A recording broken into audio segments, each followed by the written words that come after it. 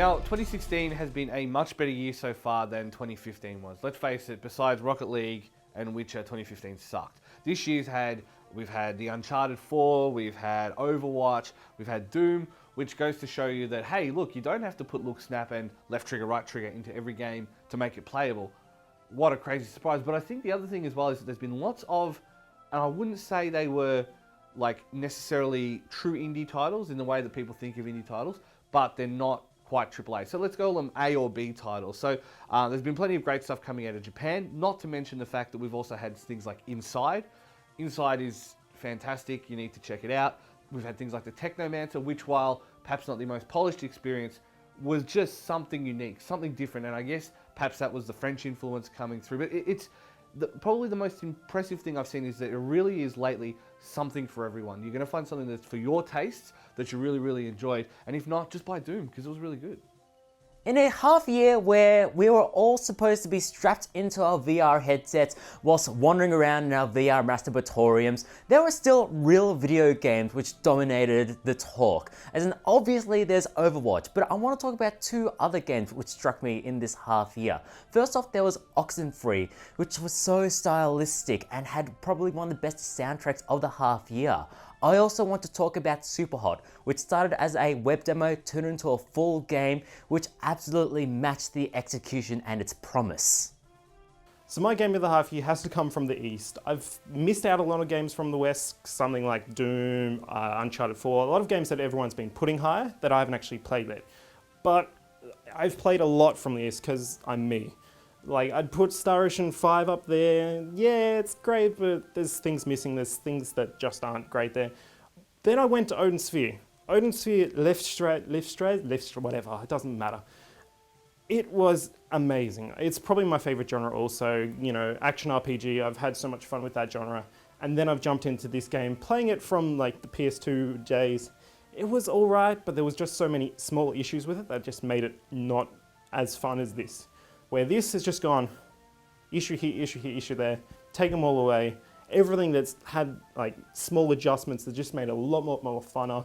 Everything was just touched up slightly, but not changed in too much that made it feel, I guess, alien to like the fans of the audience. It was just such a great piece. Now, this year has already been better than most of last year, and we've had some big entries earlier in the year, such as Overwatch, and everyone's been super hype about that. Fantastic game, is a bit of a TF2 ripoff, but I'm okay with that. I've got my fun out of it, and I'm still continuing on playing it. But the true game of the half year is one that's technically not eligible because it's Witcher 3 Blood and Wine.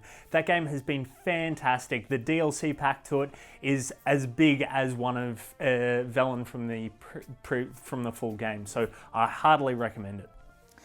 Now, my runner-up for Game of the Half Year, which I was quite engrossed in, was the survival horror game called 2016 Federal Election.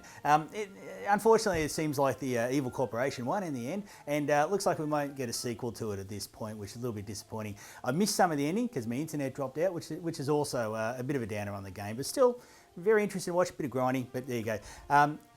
As far as the games go, Pokemon Go, I need to give a special mention to, because here we have a game that has got everybody outside exercising, it's non-violent, it's got people socialising, gathering in large groups. This is everything that a lot of the bad stereotypes about games, this is the opposite of it. And it's been, I've seen my kids play it and they're absolutely engrossed in it. And so really I think Pokemon Go, a wonderful combination of technology and game concept. It could have been just a port of something else, like a port of a game to iPhone, like you see a lot of times, but they did something different here, and I think they really deserve a lot of credit for it. So 10 out of 10 for that one. So I'll go with Game of the Half Year. Because of the ending of Federal Election 2016, my Game of the Half Year, I'll go with Pokemon Go.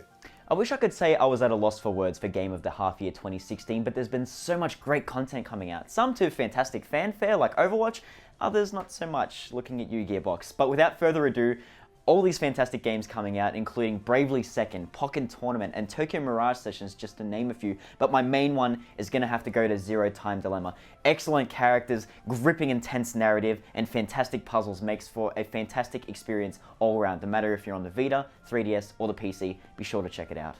There have been a lot of JRPGs coming out this year, and a lot of good ones that have come out already this year. Bravely Second was my favourite up until a couple of weeks ago, but Tokyo Mirage Sessions has just eclipsed it. It's just the flavor in it is fantastic. The characters, the dialogues, I can't stress how amazing the dialogue is, just for fleshing out the characters and everything. The combat is top tier. I love the plot's pretty interesting, and the whole game is just hilarious, riddled with little references and things. And it's just a beautiful blending of Nintendo and Atlas, and I really want to see more games like it in the future. I can't believe we're already halfway through 2016, and there's already a game out there that I really, really like to the point where I'd say it's my game of the year already, and that's, well, Doom. Like, holy crap, did anyone actually expect Doom to be good, especially after last year's Bethesda conference? Holy crap, this game has everything. Like, it's kind of funny, it looks really good, has an impressive and amazing soundtrack, and then there's the combat, where it's fast, it's brutal, it flows so beautifully.